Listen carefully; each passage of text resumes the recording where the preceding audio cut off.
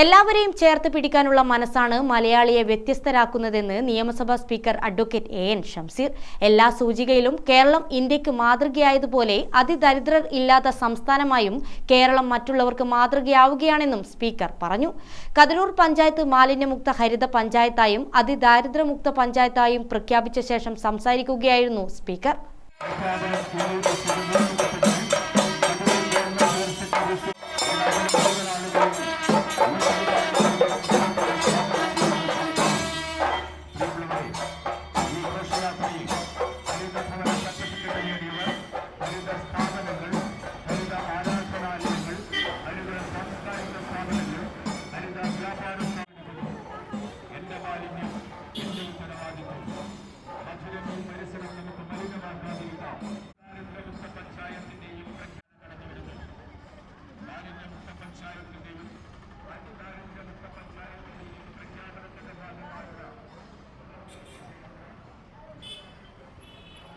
പരിമിതികൾക്കകത്ത് നിന്നുകൊണ്ട് തന്നെ സംസ്ഥാനത്തെ ശരിയായ ദിശയിലേക്ക് നയിക്കാൻ ഈ ഗവൺമെന്റ് സാധിക്കുന്നത് വിപക്ഷക്കാരൻ. ഞാൻ രണ്ട് പക്ഷത്തില്ലാത്ത ആളാണല്ലോ, നടുക്കിരുന്ന് കേൾക്കുന്ന ആളാണ്.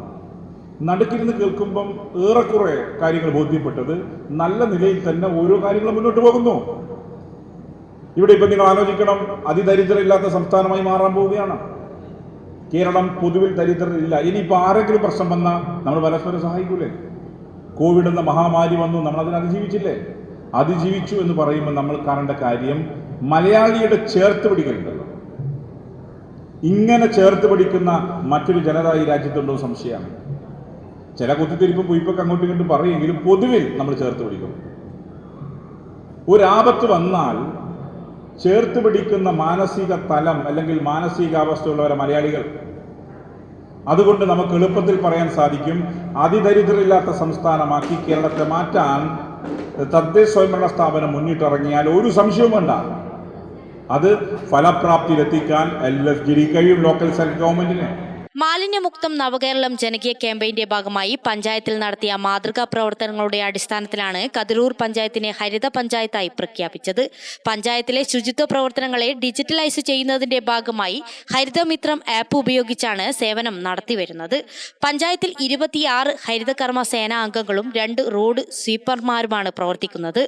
പൊതുസ്ഥലങ്ങളിൽ 50 ബിന്നുകൾ, കച്ചവട സ്ഥാപനങ്ങളിൽ 150 ബിന്നുകൾ, ഒരു RRF, 36 മിനി MCF, 38 ബോട്ടിൽ ബൂത്തുകൾ എന്നിങ്ങനെ അടിസ്ഥാന സൗകര്യങ്ങൾ ഒരുക്കിയിട്ടുണ്ട്.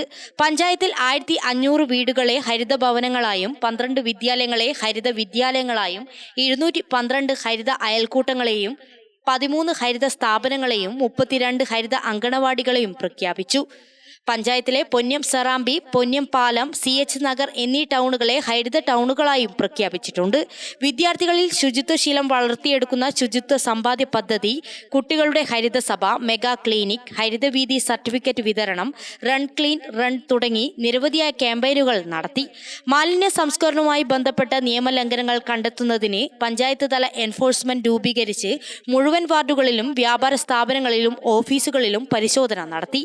2024 ഒക്ടോബർ 2 മുതൽ 166 പരിശോധനയിൽ 18 പേർക്ക് മാലിന്യ സംസ്കരണവുമായി ബന്ധപ്പെട്ട നിയമലംഘനത്തിന് നോട്ടീസ് നൽകുകയും 13 പേരിൽ നിന്ന് 48,000 രൂപ പിഴ ഈടാക്കുകയും ചെയ്തിട്ടുണ്ട്. കതിരൂർ ഗവൺമെന്റ് ഹയർ സെക്കൻഡറി സ്കൂളിൽ നടന്ന പരിപാടിയിൽ കതിരൂർ പഞ്ചായത്ത് പ്രസിഡന്റ് PP സനിൽ അധ്യക്ഷനായി. പഞ്ചായത്ത് അംഗം Muhammad Afsal, panchayat vice president Sanila P Raj, Kathirur panchayat secretary Manjusha, panchayat വിദ്യാഭ്യാസ standing committee chairperson KP Ramseena, Ponnam Krishnan, KV Pavithran, KV Rajeesh, PV Sanalkumar, Cheriyandi Basheer തുടങ്ങിയവർ പങ്കെടുത്തു. പരിപാടിയുടെ ഭാഗമായി ശുചിത്വ വിളംബര ജാഥയും നടന്നു. ഗ്രാമിക ന്യൂസ്, തലശ്ശേരി.